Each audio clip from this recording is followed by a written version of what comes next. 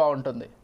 సరే we don't అంటే మనం పూర్తిగా వ్యతిరేకించే హక్కు కూడా మనకు లేదనుకోండి. సరే ఆశా గారు కూడా ఉన్నారు, వారితో కూడా మాట్లాడదాం కొద్దిసేపటి తర్వాత. ఈరోజు మనం ఒకసారి గఫూర్ గారితో మాట్లాడదాం. గఫూర్ గారు నమస్తే అండి. నమస్తే నమస్తే.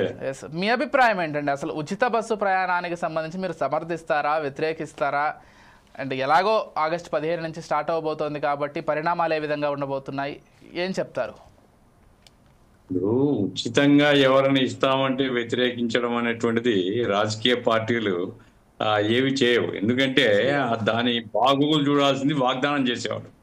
వాగ్దానం చేసేవాడు నేను ఇస్తానంటే లేదా ఇవ్వద్దు అంటే ఈ జనంలో అసహ్యంగా ఉంటది. అవును. కాబట్టి వాళ్ళు ఎన్నికల ముందు వాగ్దానం చేసినారు. కర్ణాటక అనుభవం కావచ్చు, తెలంగాణ అనుభవం కావచ్చు తీసుకొని వాళ్ళు అనౌన్స్ చేశారు. ఇప్పుడు ఇంప్లిమెంట్ చేస్తామంటున్నారు. మంచిదే. ఎందుకంటే మహిళలు నా ఉద్దేశంలో ఏమంటే school going children, college going girls, ఆ తర్వాత హాస్పిటల్ గోయింగ్, ఇటువంటి అట్లాగే కూరగాయలు ఇటువంటివన్నీ అమ్ముకోవడానికి గ్రామాల నుంచి టౌన్లకు వచ్చి పోతుంటారు మహిళలు చాలా ఉంది. నెత్తి మీద గంపలు పెట్టుకొని తిరుగుతుంటారు. అటువంటి మహిళలకు చాలా ఉపయోగపడుతుంది. ఆ రకంగా ఇది ఆహ్వానించదగినటువంటిదే.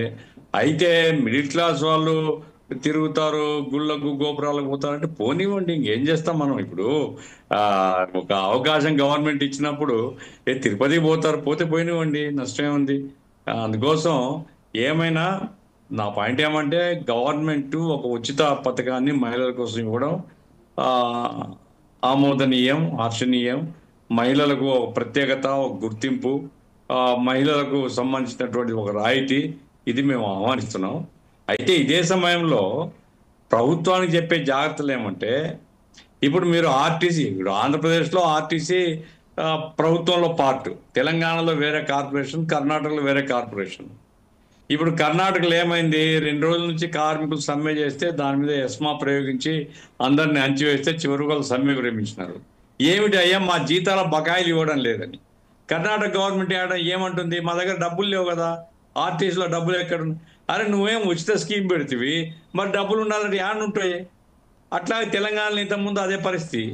అందుకోసం మేము చెప్పేది ఏమిటంటే ఇది గవర్నమెంట్ పాలసీ, రాజకీయ పార్టీ ఎన్నికల ప్రయోజనం కోసం, అందులో ఏం సందేహం లేదండి, కేవలం ఎన్నికల ప్రయోజనం కోసం పెట్టిన స్కీములు ఇవి.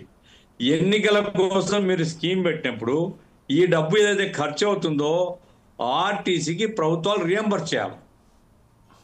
ఆర్టీసీని దివాదించకూడదు, ఆర్టీసీ వర్కర్లకు కడుపు కొట్టకూడదు. ఆర్టీసీ వర్కర్లు ఏదైనా అడిగితే డబ్బులు లేవు అని వాళ్ళనేమో చంపి ఇక్కడేమో మేము ఉచితాలు ఇస్తామనే హక్కు ఎవరికి లేదు. కాబట్టి ఇది వర్కర్ల ప్రయోజనానికి విరుద్ధంగా ఉండకూడదు. ఆటో వర్కర్లకు ఇక్కడ ఆంధ్రప్రదేశ్లో అనౌన్స్ చేశారు, సంథింగ్ ఏదో ఇస్తామంటున్నారు. ఆటో వర్కర్లు అర్బన్ ఏరియాస్లో కొంచెం ఆటో వర్కర్లకు నష్టం జరుగుతుంది. ఇప్పుడు హైదరాబాద్లో మెట్రో ఛార్జెస్ పెరిగినాయి, కొంతలో అయినా కావచ్చు. ఎంతైనా ఈ ఉచిత బస్సు వల్ల మెట్రో కూడా మేము ఇబ్బంది పడుతున్నాం అని చెప్పారు. కాబట్టి ఆటో వాళ్ళకి సహాయం చేయడంతో పాటుగా ఆర్టీసీకి రియంబర్స్ చేయాలి, అది నైతిక బాధ్యత. ఆర్టీసీకి రియంబర్స్ చేయకుండా ఆర్టీసీ బస్సులు నడపండి అంటే యాను నడుపుతారు? ఇప్పుడు చూడండి, పోయిన 5 సంవత్సరాల్లో జగన్మోహన్ రెడ్డి గవర్నమెంట్ ఉన్నప్పుడు కొత్త బస్సులు రాలే. ఇప్పుడు ఈ గవర్నమెంట్ వచ్చిన తర్వాత కూడా కొన్ని ఏదో ఆర్డర్లు ఇచ్చినారు, ఎలక్ట్రిక్ బస్సులు. కాబట్టి బస్సులు కొత్తవి రాకుండా ఇప్పుడు తప్పనిసరిగా రష్ పెరుగుతుంది కదా, డిమాండ్ పెరుగుతుంది కదా.